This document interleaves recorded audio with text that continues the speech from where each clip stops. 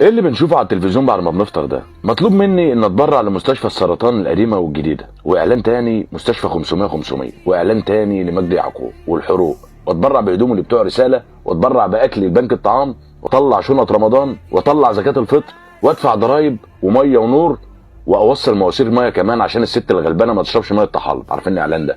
وفوق كل ده استحمل غلاء الاسعار. لا، واللي يغيظ ان في نفس ذات الوقت يجي لك اعلان ان اشتري فيلا في القطاميه واحجز في ماونتن فيو، العرض اللي هو ابو 3 مليون جنيه قبل ما يخلص. طب نفكر خارج الصندوق شويه يا جدعان، وما ننساش ان احنا كحيانين عشان الصندوق اتعبى للاخر خلاص.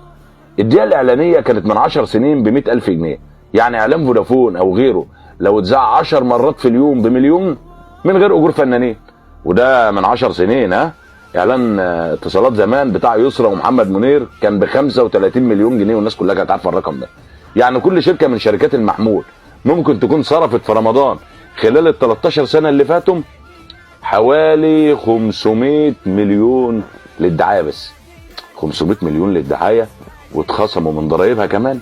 يبقى الافضل لينا كمواطنين والافضل لشركات الاتصالات وللدوله كمان يبقى عندنا مستشفى فودافون للاورام، ومستشفى اورنج للحوادث، ومركز بيبسي كولا لزرع قوقعه الاطفال الصم، مستشفى اتصالات لابحاث امراض الكبد، ويحطوا اسمهم بقى على المستشفيات وعلى تذاكر المرضى، لا وبلطوهات الدكاتره كمان، وعلى علب الدواء.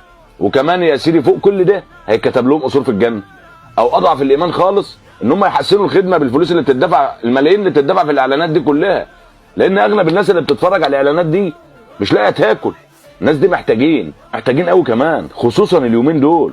انا بكلمك بامانه والله، تشوف التلفزيون تحس ان هم بيخاطبوا الناس اللي عندهم ملايين، الناس اللي مش لاقيه تودي فلوسها فين، مع العلم ان احنا اكتر وقت واكتر ناس محتاجه هم اللي بيتفرجوا على الاعلانات دي. يا جدعان والله ما فيها كلام يتقال، انا بكلمك بامانه. كل سنه وانتم طيبين ورمضان كريم عليكم.